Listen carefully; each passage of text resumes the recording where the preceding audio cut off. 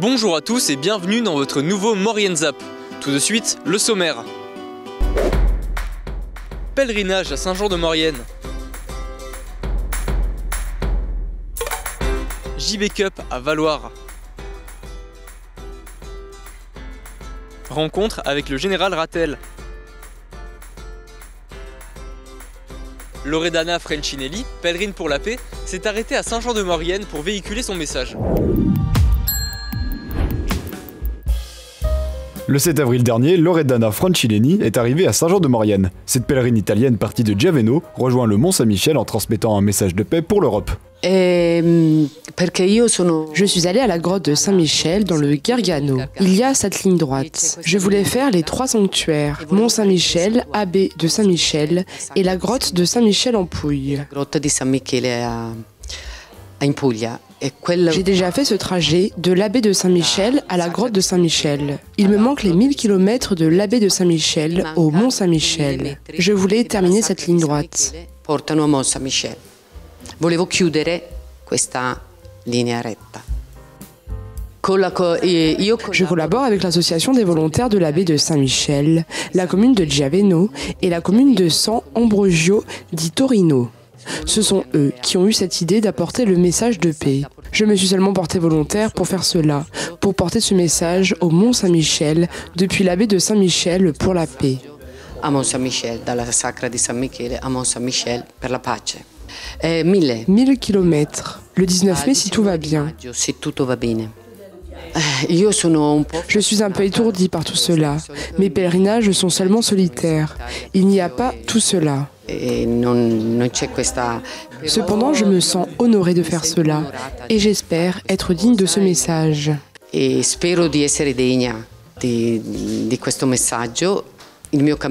Mon chemin sera comme tous mes autres chemins en solitaire. C'est une partie de ma vie. Un moment de fraternité entre nos deux pays, rappelant l'importance de la solidarité en Europe. Valloire accueillait la nouvelle édition de la JB Cup. 800 enfants se sont lancés dans une compétition familiale, l'occasion de célébrer la retraite sportive de Jean-Baptiste Grange.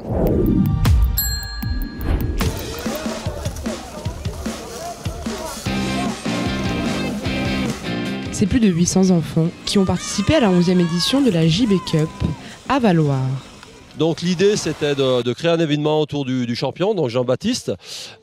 Ses premiers résultats dans la Coupe du Monde, donc il les a obtenus sur un super combiné. Donc l'idée c'était de monter un concept avec un super géant et un slalom, donc un super combiné, pour lui faire un petit clin d'œil, voilà. Un moment fort de la saison où le double champion du monde de slalom, Jean-Baptiste Grange, était présent pour le plus grand bonheur de ses fans. Au-delà de découvrir les futures stars de demain, c'est avant tout de faire une course qui soit sympa pour les jeunes, de les amener à la compétition.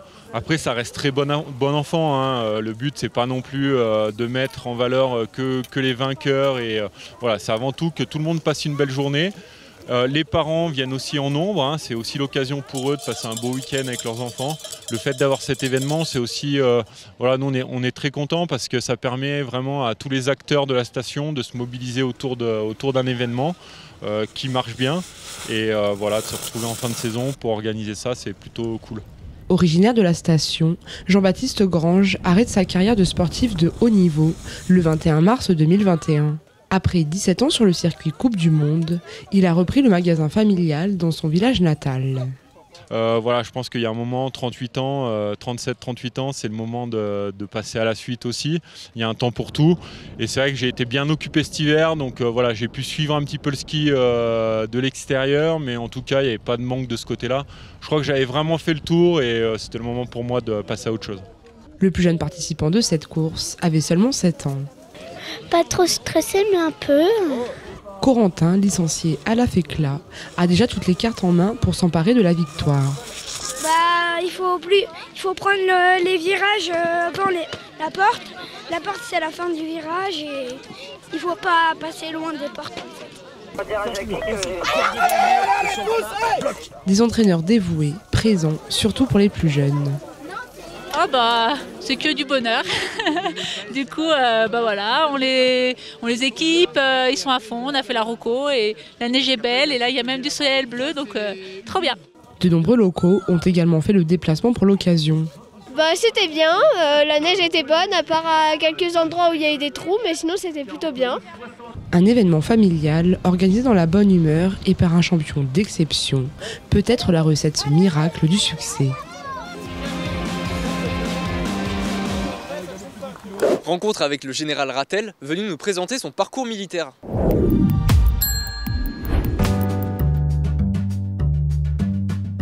Bonjour, je m'appelle Esteban, je suis apprenti intervieweur à Maurienne TV. Aujourd'hui, nous sommes avec Bernard, à la retraite de l'armée de terre. Bonjour. Bonjour. Comment devient-on général?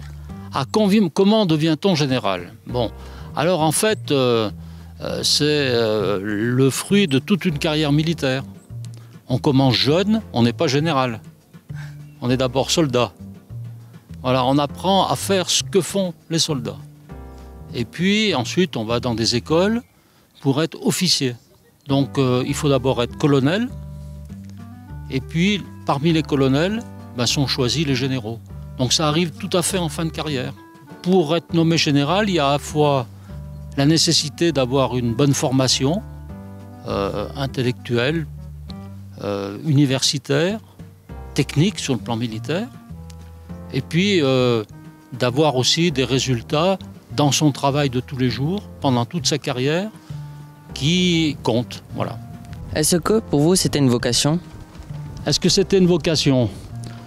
On peut dire ça, c'est-à-dire que moi quand j'étais jeune, j'avais envie de faire un métier qui m'amène à m'occuper des autres, à m'occuper de mon pays.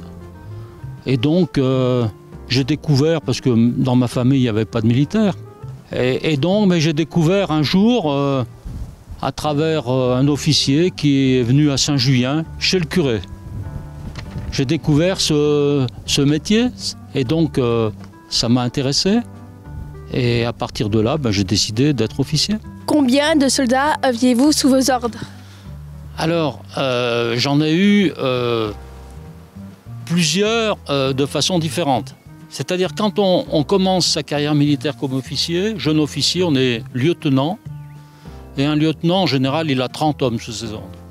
Puis après, au fur et à mesure de la carrière, on monte dans les grades, on a plus de responsabilités, donc on a plus d'hommes sous ses ordres. Quand j'ai été général, à Châlons-sur-Marne, Châlons en Champagne, où je commandais une brigade, j'avais 7000 hommes. Et puis quand j'ai terminé, on avait la responsabilité de 50 000 hommes dans le quart nord-est de la France. Le commandement des hommes, c'est fondamental dans la carrière d'un officier. Parce que les hommes, c'est tout. Le matériel, c'est une chose. Mais les hommes, c'est tout. Et donc, savoir les commander, les motiver, faire en sorte qu'ils adhèrent à ce qu'on leur demande de faire, c'est ce qui fait qu'il y a des officiers qui réussissent et d'autres qui réussissent moins bien. Dans quelle région avez-vous exercé? Dans quelle région? Et est-ce que c'est un choix? Alors, le choix, oui et non. Oui et non. Alors, le choix d'abord, ça a été de choisir une spécialité quand j'étais jeune officier.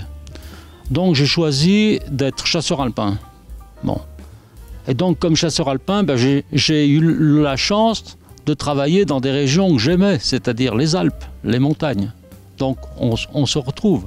Mais il faut savoir que dans la carrière, surtout dans la carrière d'un officier, on peut changer de région et d'emploi très rapidement. Dans des postes, on reste 3 ans, 4 ans, 5 ans maximum. Donc si on nous dit on vous met là parce qu'on a besoin de vous là, vous allez là, même si ça ne correspondait pas tout à fait au départ à ce que vous souhaitiez. Quelle est la différence entre un général et un amiral? Ah, la différence entre un général et un amiral. C'est-à-dire, en fait, il n'y en a pas, mais il y en a. Il n'y en a pas parce qu'ils sont tous les deux du même rang. Ils sont tous les deux généraux. Mais les généraux de l'armée de la marine, on les appelle des amiraux. L'officier général,